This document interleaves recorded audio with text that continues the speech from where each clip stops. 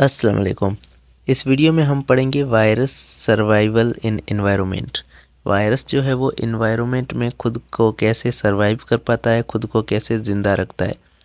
तो ये हमारे पास सेलुलर लाइफ का एक टॉपिक है जो है 5.2.2 टॉपिक है। इसको आज हम स्टडी करेंगे। So let's start. Virus growth and survival can be influenced by different environmental limiting factors like temperature, moisture and some organic compounds like mucus, radiation and UV rays। तो हमारे पास जो इन्वायरमेंट की बहुत सारी कंडीशंस हैं जो virus को क्या कर सकती हैं, इन्फ्लुएंस कर सकती हैं, उनकी ग्रोथ को रोक सकती हैं, उनके सर्वाइवल को भी डिफ़िकल्ट बना सकती हैं। जैसे कि टेम्परेचर हो गया, मॉइस्चर हो गया, ये अगर हमारे पास कम या फिर ज़्यादा हो जाते हैं तो वायरस जो है वो उस पर बहुत बड़ा इफ़ेक्ट पड़ता है। म्यूकस और रेडिएशन, ये भी हमारे पास ऑर्गेनिक कंपाउंड्स जो क्या करते हैं, वायरस को इफ़ेक्ट करते हैं। तो यहाँ पर कुछ हमारे पास फैक्टर्स दिए गए हैं और इनको डिस्कस करते हैं। सबसे पहला है टेम्परेचर। वायरस जो है वो टेम्परेचर में कैसे सर्वाइव कर पाता है। Temperature effect viral survival through protein denaturation. तो क्योंकि वायरस जो है वो कुछ प्रोटीन के बने हुए होते हैं, तो प्रोटीन जो है वो टेम्परेचर सेंसिटिव होता है, इसीलिए अगर वो ज़्यादा टेम्परेचर होगा तो प्रोटीन जो वायरस का है वो डीनेचर हो जाएगा और वायरस जो है वो ख़त्म हो जाएगा, डीनेचर हो जाएगा। Damage nucleic acid and capsid dissociation.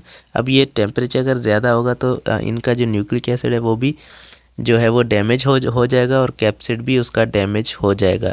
Usually it is observe that DNA viruses have more endurance than RNA viruses, but extreme temperatures make no defence on damaging both.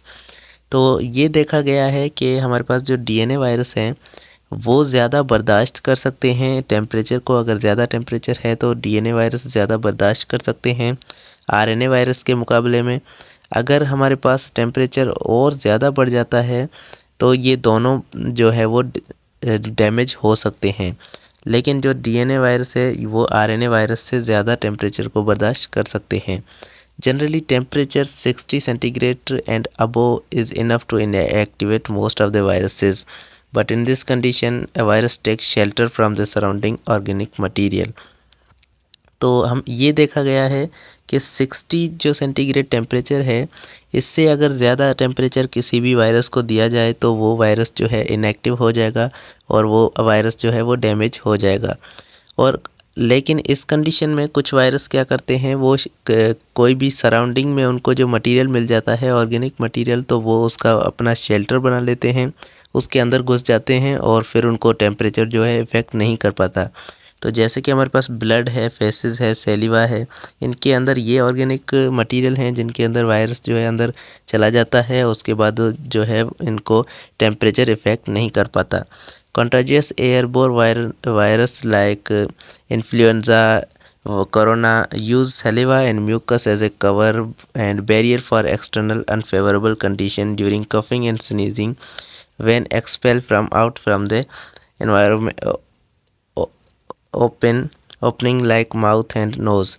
तो ये हमारे पास जो कुछ ऐसे एयरबोर्न वायरस हैं, जो एयर से पैदा होने वाले वायरस हैं, जैसे कि इन्फ्लुएंजा और कोरोना वायरस, ये क्या करते हैं, हमारे म्यूकस और सैलिवा को अपना कवर बना लेते हैं, उनके अंदर चले जाते हैं और उनमें क्या करते हैं, ये अगर इनको जो बाहर की कंडीशन है वो अनफेवरेबल लग रही है, वहाँ पर ये ज़िंदा नहीं रह सकते, तो ये क्या करते हैं, ये सैलिवा या फिर म्यूकस के अंदर चले जाते हैं। और जब हमारा माउथ वगैरह खुलता है तो हम जब छींकते हैं या फिर हम कफिंग करते हैं, खांसी लेते हैं, तो हमारे जो पार्टिकल्स बाहर आ जाते हैं सैलिवा वगैरह के, तो उनमें ये वायरसेस घुस जाते हैं, तो उनको अपना ये कवर बना लेते हैं, उनको अपना बैरियर बना लेते हैं। उसके बाद आता है airborne viruses survival relative immunity. तो ह्यूमिडिटी क्या है, हमारे पास जो नमी कहते हैं इसे, तो ह्यूमिडिटी हमारे पास नमी है और एयरबोर्न वायरस इसमें कैसे सर्वाइव कर पाते हैं। Virus survival in external environment without host depend upon the level of relative humidity. तो ऐसे वायरस जो हमारे पास एक्सटर्नल इन्वायरमेंट में रहते हैं वो क्या करते हैं, वो ह्यूमिडिटी पे डिपेंड करते हैं। Difference in the percentage of water vapours present in between and normal condition at a specific temperature and time. Lipid enveloped virus are more vulnerable than non-lipid enveloped viruses. तो यहाँ पर ये बताया गया है कि अगर पानी का जो परसेंटेज है, वो वेपर्स का जो परसेंटेज है, वो अगर उसमें ज़्यादा है तो ये वायरसेस उस कंडीशन में जो है वो स्पेसिफिक टेम्परेचर पे सरवाइव कर सकते हैं। और लिपिड के जो वायरसेस हैं वो स्पेसिफिकली ज़्यादा जो है हमारे पास पानी वाला, मतलब ज़्यादा नमी वाला जो इन्वायरमेंट है उसमें वो बर्दाश्त कर पाते हैं। लेकिन नॉन लिपिड जो वायरस हैं वो उससे ज़्यादा ये लिपिड वाले वायरस जो हैं वो बर्दाश्त कर पाते हैं। तो यहाँ पर लिपिड और नॉन लिपिड वायरस का मतलब ये है कि वायरस के पास, ऐसे वायरस जिनके पास ऊपर वाली जो एनवेलप है वो लिपिड की बनी हुई है, तो इनको कहते हैं एनवेलप वायरस जो है वो लिपिड वाला वायरस होता है। और नॉन एनवेलप वायरस जो है उनके पास लिपिड वाली लेयर नहीं होती। तो enveloped virus including influenza, coronavirus tend to survive at the range of 20 to 30%, while viruses without envelope like adenovirus and rhinovirus can tolerate survival longer at higher level of humidity like at 70 to 90। तो हमारे पास ये level लिखी हुई है humidity की, कितनी level है humidity की किसी वायरस की। तो एनवेलप वायरस जो है हमारे पास, जैसे कि इन्फ्लुएंजा और कोरोना वायरस हो गया, तो एनवेलप वायरस ये 20 से 30% की जो है ह्यूमिडिटी पर सर्वाइव कर सकते हैं। लेकिन जो विदाउट इन्वेलप हैं, जो नॉन इन्वेलप वायरस हैं, वो इससे ज़्यादा जो है ह्यूमिडिटी पर भी सर्वाइव कर सकते हैं। तो अब यहाँ पर हमारे पास एक चीज़ सामने आ रही है कि जो नॉन इन्वेलप वायरस हैं, इन्वेलप वायरस जो हैं वो टेम्परेचर ज़्यादा बर्दाश्त कर सकते हैं, और जो नॉन इन्वेलप वायरस हैं वो हमारे पास ह्यूमिडिटी ज़्यादा बर्दाश्त कर सकते हैं। उसके बाद है वायरस सर्वाइवल इन लाइट के अंदर वायरस कैसे सर्वाइव करते हैं ज़्यादा अगर लाइट आ गई तो इसमें हमारे पास viruses living in aquatic environment influenced by light, particularly phytoplankton viruses in both negative and positive way. तो लाइट जो है वो एक्वेटिक एनवायरनमेंट में जो वायरस रहते हैं उनको ज़्यादा इन्फ्लुएंस करती है, उनको ज़्यादा असरअंदाज करती है, नेगेटिव वे में भी और पॉजिटिव वे में भी उसे असरअंदाज करती है। It is required not only for plankton growth but also for viral replication cycle. It is very energy demanding and requirement of fulfilling light energy. It limits the viral attachment to the host cell. अब ये क्या करता है, अब अगर light जो है वो ज़्यादा हो रही है तो ये सिर्फ इसकी जो ग्रोथ है इसको कम नहीं करेगी, बल्कि उसकी रिप्लिकेशन साइकिल को भी डिस्टर्ब कर देगी। लाइट जो है वो ज़्यादा लाइट हो जाएगी तो उसके बाद क्या होगा, जो energy demanding and requirement to fulfil light. अब इसके बाद जो है लाइट एनर्जी है वो इनकी रिक्वायरमेंट होती है, वायरस की जो है रिक्वायरमेंट है, लेकिन इनको कम जो है लाइट चाहिए।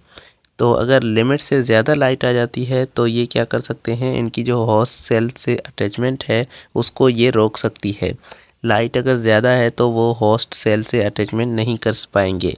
Light can also have the negative effects on viral replication. अब लाइट जो है वो नेगेटिव इफ़ेक्ट भी कर सकती है वायरस की जो है रिप्लिकेशन की साइकिल पर, लाइक यूवी रेडिएशन। जैसे कि हमारे पास यूवी रेडिएशन है the major cause of virus decay, moreover it also affects the photosynthetic viral host. अब यहाँ पर ऐसे होस्ट जो कि फोटोसिंथेसिस करते हैं उसके अंदर अगर वायरस चला जाता है तो उनको भी ये लाइट जो है, यूवी रेडिएशन जो है वो ज़्यादा इफ़ेक्ट करती हैं और ये वायरस को जो है ख़त्म कर देती हैं, डीके कर देती हैं।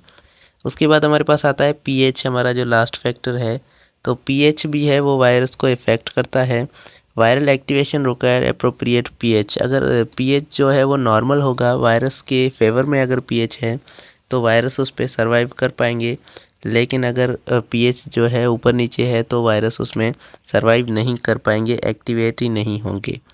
Studies reveal that favorable pH for viral survival is around 6.5 high and value around the 7.2 to 8।